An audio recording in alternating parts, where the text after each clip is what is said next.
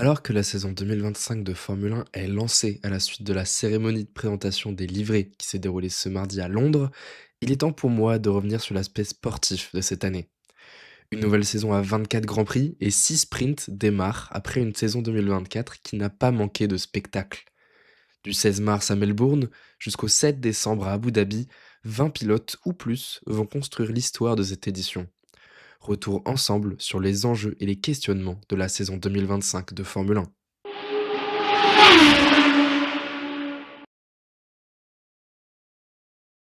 Comment ne pas démarrer par le transfert qui a animé toute l'année dernière? Après 12 saisons et 246 Grands Prix chez Mercedes, Lewis Hamilton rejoint Ferrari. Le pilote le plus victorieux de la Formule 1 rejoint l'écurie la plus prestigieuse de la discipline.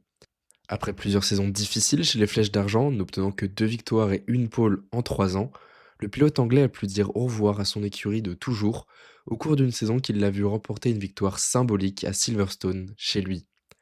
Malgré cela, sa septième place au général constitue sa pire performance en carrière et on commençait à sentir qu'il avait hâte de basculer dans un nouveau challenge. Cette fois-ci, il y est. Les premières apparitions en rouge du septuple champion du monde ont fait tourner les têtes de bon nombre de suiveurs.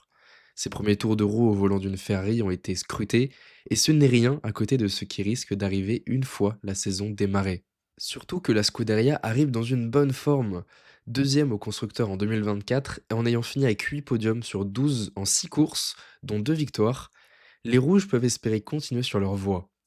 C'est aussi ce que pense le nouvel arrivant qui reconnaît que Ferrari a les ingrédients pour remporter le championnat du monde.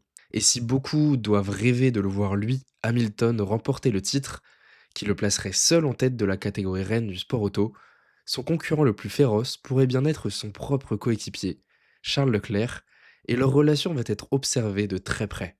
Le Monégasque a déjà eu un quadruple champion du monde comme coéquipier en la personne de Vettel, mais là, ça n'a rien à voir. Le pilote de 27 ans voit débarquer le pilote qui domine tous les tableaux statistiques et dont l'aura et le talent n'est plus à prouver. Il n'a rien qu'à voir l'impact immédiat de son arrivée pour s'en rendre compte. Ce qui va être intéressant, c'est que Charles Leclerc arrive lui aussi dans une période où il est désormais un pilote aguerri. Il s'est fait une réputation, notamment en qualification, et il sort sans doute de sa saison la plus aboutie personnellement.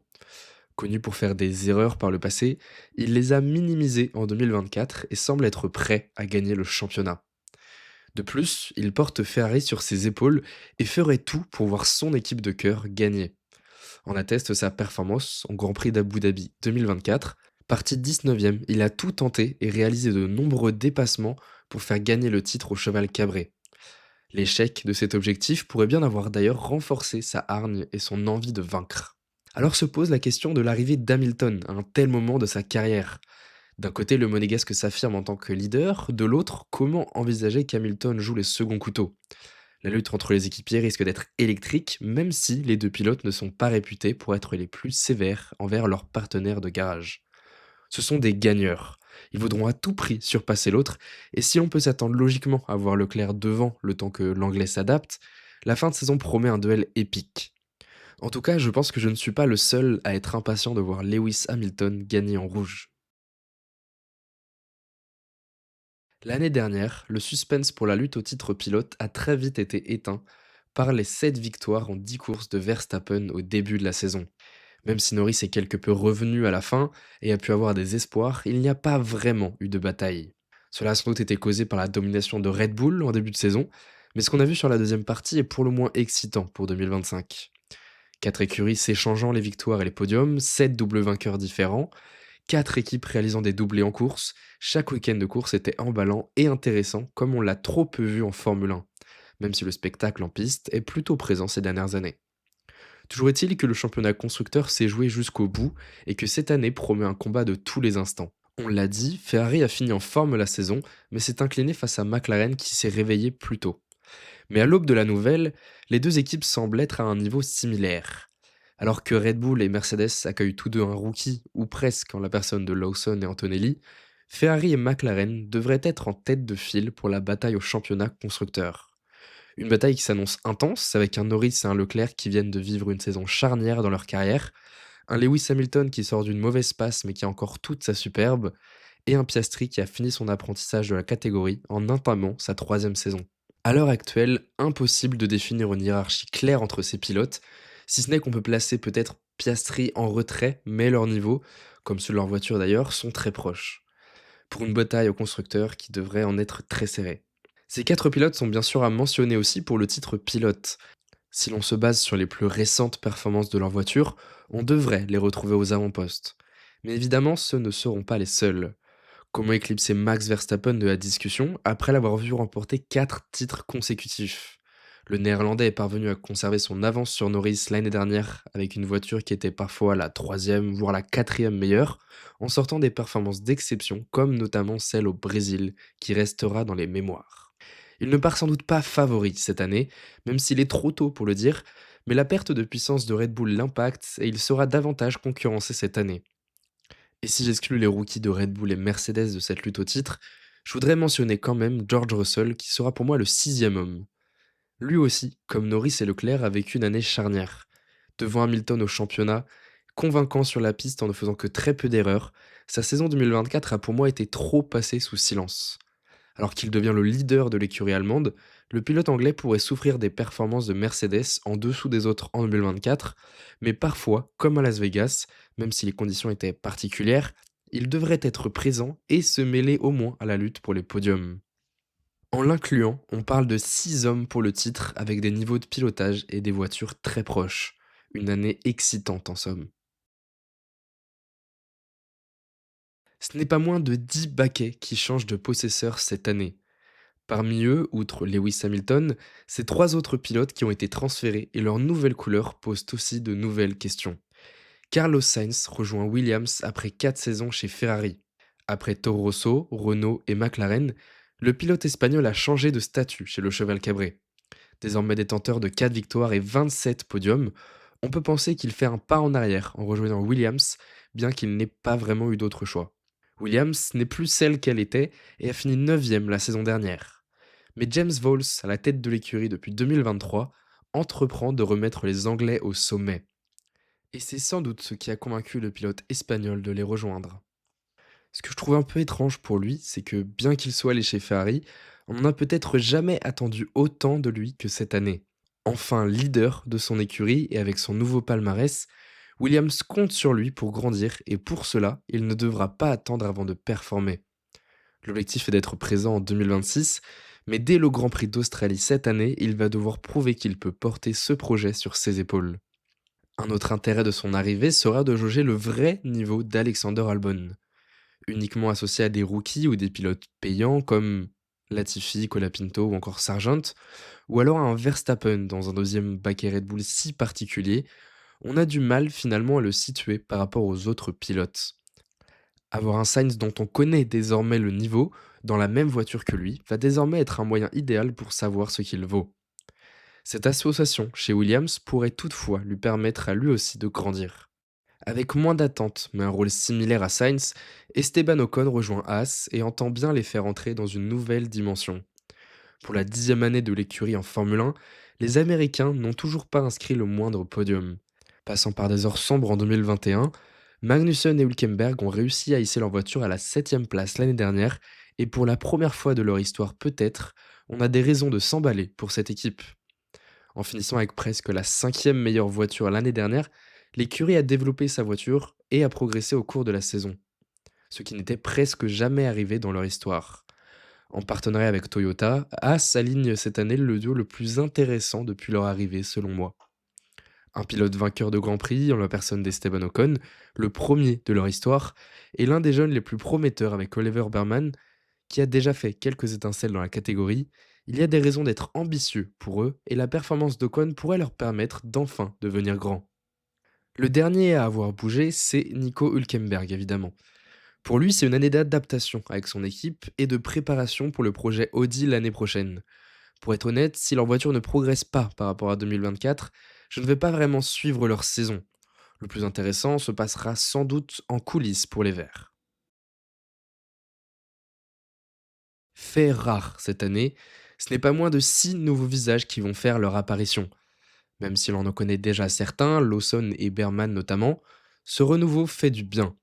Exit les Ricardo, Perez, Bottas ou encore Magnussen, place aux jeunes. et tous démarrent dans des situations différentes. J'ai déjà évoqué le cas de Jack Doohan dans une autre vidéo que je vous invite à aller voir et dont vous trouverez le lien en description. En tout cas, son arrivée se fait dans la pression avec l'arrivée de Franco Colapinto en tant que troisième pilote et il va devoir performer très vite s'il veut poursuivre en Formule 1. C'est sans doute le pilote le plus en danger avant même de démarrer la saison. La pression sera aussi présente sur les épaules de Antonelli. Couvé par Mercedes depuis ses 13 ans, il remplace non moins qu'un septuple champion du monde et intègre directement un baquet capable de gagner des courses. Sans rentrer dans le détail de son histoire, que j'ai également raconté dans une autre vidéo, il a gagné partout où il est passé et son ascension express en fait un pilote intrigant. Que vaut-il? Cette question, on ne le sait pas et Mercedes a calmé le jeu autour du jeune Italien pour ne pas le mettre dans une situation délicate. Mais il pourrait coûter des points aux Allemands et faire perdre des places au championnat au vu du niveau serré des voitures. Alors, il va devoir se mettre rapidement au niveau. Lui, on le connaît davantage. Liam Lawson a participé à 11 courses avec la petite sœur de Red Bull sur les 2 dernières années. Mais cette fois-ci, il est titulaire et aux côtés de Max Verstappen, dans un siège maudit qui a fait échouer Gasly, Albon ou encore Perez. Bien que Red Bull privilégie le néerlandais depuis quelques années, les Autrichiens pourraient bien avoir compris en 2024 que leur modèle ne pouvait plus fonctionner. Alors, avec un jeune hargneux, parfois virulent à la radio, il pourrait avoir trouvé une bonne pioche. Mais au final, on ne connaît pas vraiment le niveau de Lawson et cette année va être révélatrice pour le néo-zélandais qui lui non plus n'aura pas le temps d'attendre avant de performer au vu de l'instabilité du siège Red Bull. J'ai déjà parlé du rookie de chez Haas, Oliver Berman, qu'on a eu l'occasion de voir l'année dernière, montrant quelques bribes de son talent. De sa part, on va surtout attendre qu'il apprenne et soit présent pour faire de Haas une écurie solide du midfield sans faire trop d'erreurs. Il en va de même pour Gabriel Bortoleto. Le champion de Formule 2 vient davantage pour préparer 2026 et pour apprendre cette année que pour réellement performer. Il paraît difficile à imaginer que l'on connaisse son niveau après cette saison et on devrait le retrouver plutôt en fond de grille. En tout cas, chose à noter, avoir Nico Hülkenberg à ses côtés devrait aussi lui permettre d'engranger une expérience importante. Le dernier rookie est français, vous le connaissez, c'est Isaac Hadjar. Également dernier pilote annoncé pour cette saison, on pourrait croire qu'il arrive comme Berman et Bortoleto pour courir tranquillement chez Racing Bulls et apprendre, mais l'environnement Red Bull nous a trop souvent appris que les choses pouvaient aller très vite. Dans un sens comme dans l'autre d'ailleurs. Ses performances vont dès le départ être observées par les Autrichiens et pourraient changer sa stature en peu de temps. Dans un an, il pourrait tout aussi bien être chez Red Bull qu'hors de la Formule 1. Ne pas se reposer sur la joie d'être simplement présent va être essentiel pour lui. Tous ces changements et histoires excitantes interviennent à la fin d'un cycle. L'année prochaine, c'est une nouvelle réglementation technique qui voit le jour. Cela va signifier plusieurs choses pour cette année. Il y a des chances que les équipes se tournent rapidement vers l'année prochaine et que certaines sacrifient leur développement de cette année. Les évolutions, bien qu'existantes, devraient se faire plus rares et les niveaux des voitures devraient peu changer. Mais en parlant de performance, c'est bien souvent à la fin d'une réglementation que plusieurs voitures se rapprochent. On l'a vu avec la saison 2021 quand Red Bull est revenu sur Mercedes avant 2022 et la nouvelle réglementation, et après près d'une décennie de domination des flèches argentées. Et alors que déjà l'année dernière, on avait 4 top teams qui s'échangeaient les premières places, il y a fort à parier qu'en 2025, la compétition soit toujours plus indécise. Et avec l'incertitude qu'apporte 2026, certains pilotes pourraient déjà avoir leur dernière chance de performer cette année. Je prends l'exemple d'un Norris qui a sans doute l'une des 2 meilleures voitures cette saison et qui pourrait ne plus jamais en avoir une à ce niveau si McLaren rate la transition technique. C'est évidemment quelque chose qui est possible pour tous les pilotes de la grille, mais cela veut aussi dire que chacun va donner le maximum cette année. Reste à suivre l'une des saisons les plus longues de la Formule 1. Entre les nouvelles arrivées, la lutte féroce qui s'annonce au titre et une modification de la moitié des baquets de la grille, ce qui est sûr, c'est que 2025 s'apprête à démarrer et que cette année promet d'être passionnante. Merci d'avoir regardé cette vidéo. N'hésitez pas à me dire vous ce que vous attendez le plus cette année et à lâcher un like si cette vidéo vous a plu. En tout cas, on se retrouve sous peu pour une prochaine vidéo. À bientôt.